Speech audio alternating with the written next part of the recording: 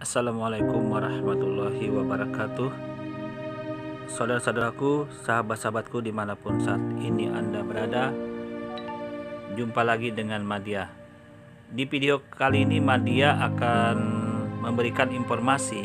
Ternyata saudara-saudaraku ya, kalau kita lihat dari sisi-sisi yang lain, yang selama ini kan hujatan-hujatan, gorengan-gorengan dari mulut yang keluar dari pendukung Paul Jang terhadap kasus MKC ini, yang mana mereka mencoba itu menggoreng di sana. Dan ternyata di sisi lain, bila kita lihat dari informasi sang debater ini sisi penyeimbang ya saudara-saudara ya, sisi lain penyeimbang yang ternyata tidak seperti yang dituduhkan, tidak seperti yang digoreng-goreng para pengikut Paulus dan para yang biasa lah, yang suka menghujat-hujat dengan terhadap adanya kasus penganiayaan terhadap MKC. Oleh karena itu mari kita simak saja ya apa yang mereka sang debater ini bicarakan.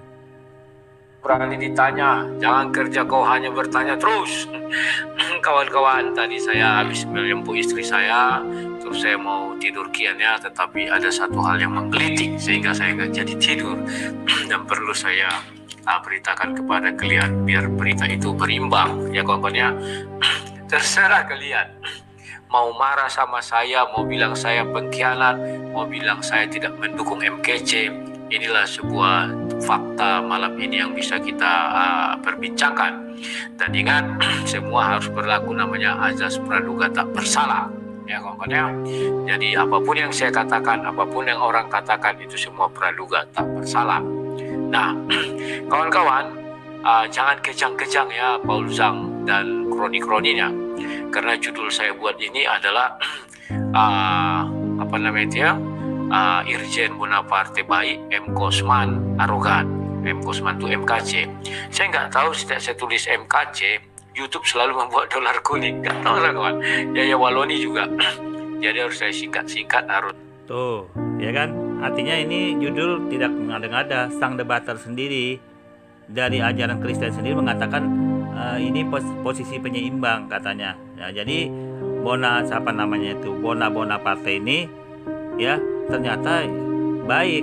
Nah, si M. Kasman yang dijoli yang kena keprok aniaya itu ternyata arogan. Nah, ini pembuktiannya sekarang kita lihat ya.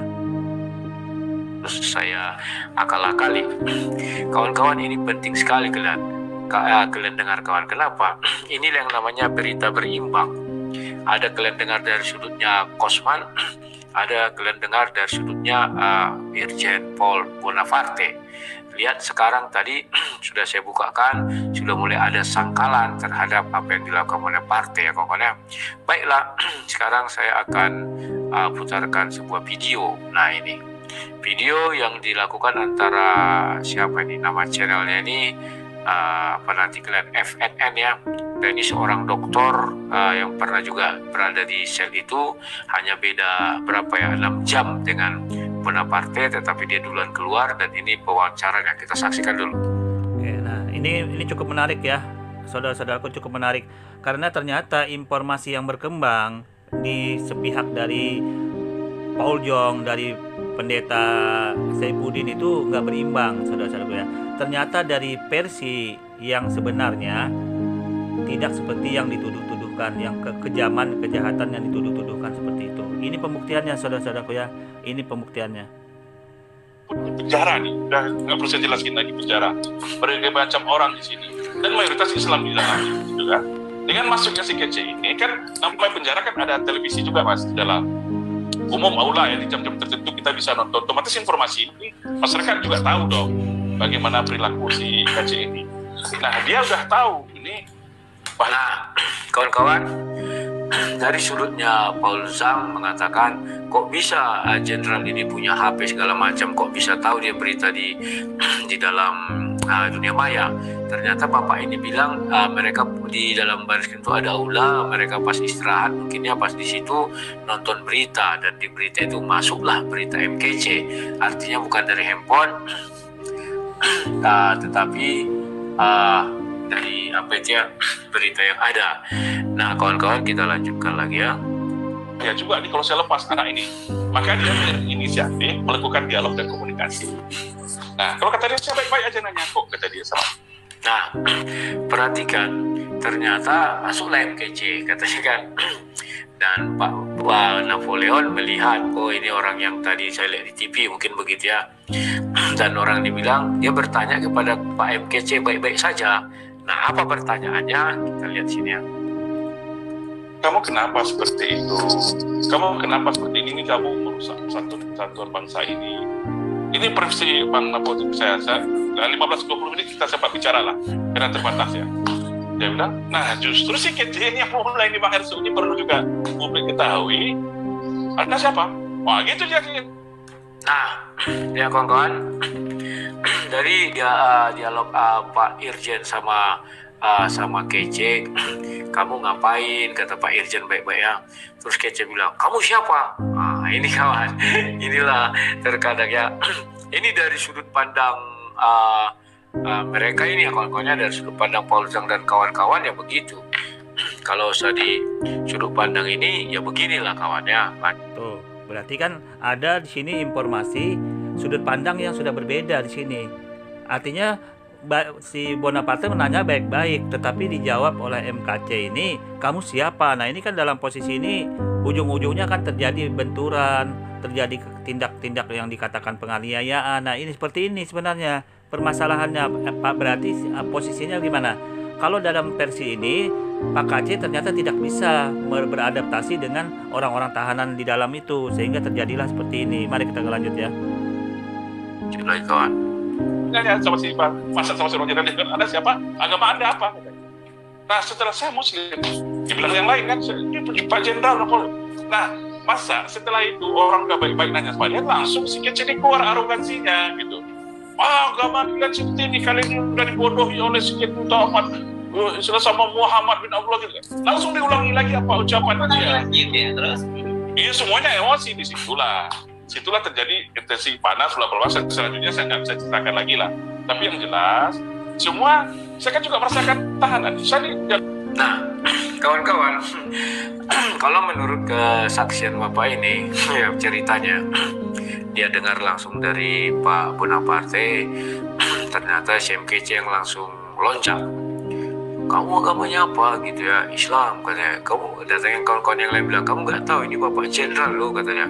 Datang dia, agama kalian begini begono. Saya bisa mengerti tuh kawan, karena mungkin dia mengatakan dia ingin berkhotbah di situ atau ingin menyebarkan ajaran Kristen ya. Kan gitu, kalau MKC kan suka berapi-api kawan-kawannya. Dan itulah namanya ya. Kadang kita lepas kontrol kawan-kawan. Dan ya ini kita lanjutkan lagi apa ceritanya. Setelah itu tentu yang lain-lain marah ya kan. Nah disinilah dibilang judulnya Pak Irjen menyelamatkan MKC. Andai kata Pak Irjen misalnya, saatnya berdamai dengan tanggal 2 hanya di Shopee Payday tiap tanggal 22 hingga 24. oh ya udahlah kalau gitu aku pergi, misalnya pergi dia kan, habislah dia dihajar. Kan di situ dibilangnya mayoritas yang ditahan itu orang Muslim, ada juga Kristen tapi paling sedikit. Tentu habis dia bonyok-bonyok diajarnya kokonya. Maka menurut prediksi Bapak ini Pak Irjen itulah yang menyelamatkan. Ya memang katanya ya adalah sejenis kekerasan, itu sudah pasti. Dan di awal cerita beliau mengatakan di dalam penjara seluruh dunia ya begitu kata dia kan. Kita lanjutkan dikit lagi kawan ya. Karena oposisi loh. Ya. Tapi nggak ada apa-apa di dalam, malah dekat-dekat aja. Jadi artinya seperti kata Gus Nur di podcast ya, saya lihat ini tergantung kepada kita sendiri juga. Kita tergantung sendiri pendekatan kita di tahanan itu bagaimana. Nah, saya kayak Gus Dur atau berapa orang lain, saya punya tanggung jawab moral juga ketika saya di. Jadi ini membuktikan ya, artinya membuktikan gorengan Paul dan para pendeta Saifuddin selama ini yang koar-koar tentang penganiayaan MKC ini ternyata ada informasi yang tersembunyi, yang tidak sesuai. Nah ini kan karena ini orang ini mengalami di dalam. Jadi informasi ini sangat kuat, informasinya kebenarannya. Nah ini yang menjadikan bahwa faktanya sebenarnya fakta yang terjadi itu tidak seperti yang digambarkan sesadis yang atau sejahat mana Bonaparte ini, ternyata tidak. Nah ini pembuktiannya gitu loh. Ini pembuktiannya yang informasi yang penyeimbangnya. Kita lanjut ya. Dalam gitu. Kita gitu, kalau tanam politik orang tertentu pasti kita lindungi. Ya, Gus Nur, almarhum Ustadz Maher, termasuk rombongan-rombongan dari FPI, sebelum mereka turun pun kita pasti akan melakukan pendekatan dulu ke warga rutan. Jangan terjadi apa-apa, baiki mereka ini hanya berjuang untuk membela agama dan bangsa. Kita pendekatan seperti itu. Nah, ditambah lagi, ya mereka pun cepat berinteraksi. Baik, nama orang-orang aktivis itu kan baik, nggak ada yang ngego-rego. Nah, beda dengan si kece ini. Si kece ini dia arogan, petentang-petenteng gitu. Ya wajar dong. Terjadi hal-hal yang itu saya nggak bisa cerita apa betul tidak, nanti biar proses hukum yang berjalan. Itu informasi yang saya dapat, Bang Ensu. Nah, ya kawan-kawan ya, sama dengan saya juga katakan, biar proses hukum yang menggali itu ya kawan-kawan ya. Ya kita hanya sebagai penontonlah dulu ya, sebagai komentator lah lebih dahulu.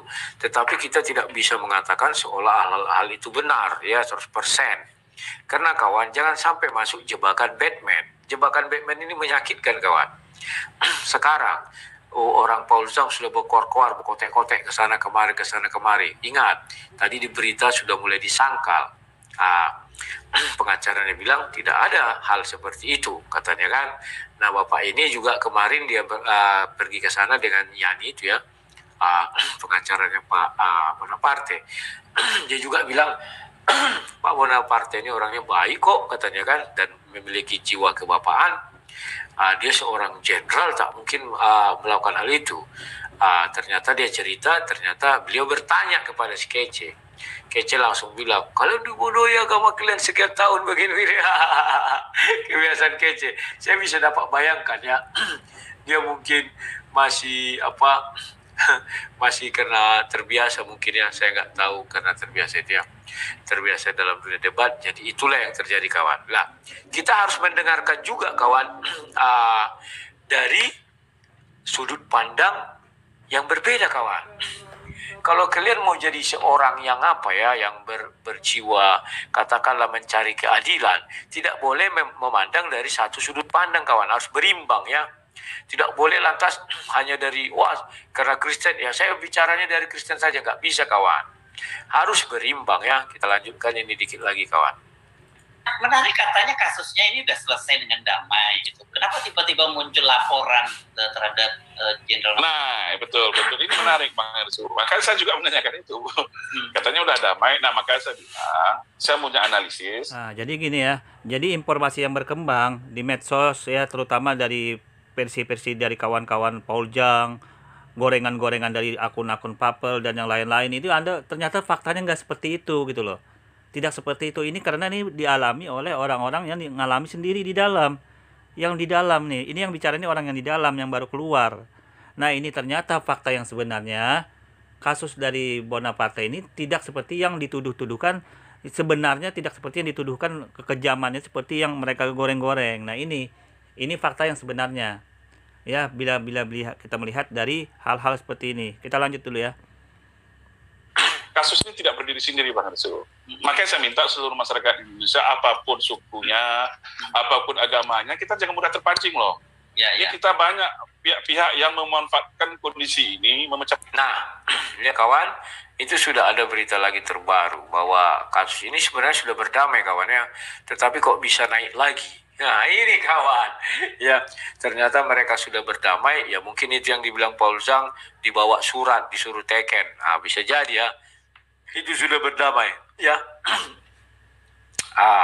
Sekarang saya kasih link kalau Oke, saya kira ini cukup jelas ya. Artinya informasi yang sepihak dari Paul Zhang itu ternyata dibohong-bohongin, difitnah, digoreng-goreng, ditambah-tambahin, tidak sesuai dengan faktanya. Dan ini didukung oleh akun-akun yang lain yang 11-12 dengan Paul Zhang ini. Nah, ini fakta yang sebenarnya. Nah, tapi alhamdulillah ya, ternyata di bagian mereka sendiri, di sisi lain ternyata ada juga orang yang masih netral seperti sang debater ini ya, untuk menilai kasus MKC ini terlepas dari keyakinannya ini. Oke, kurang lebihnya Madya mohon maaf. Wassalamualaikum warahmatullahi wabarakatuh. Alhamdulillahilladzi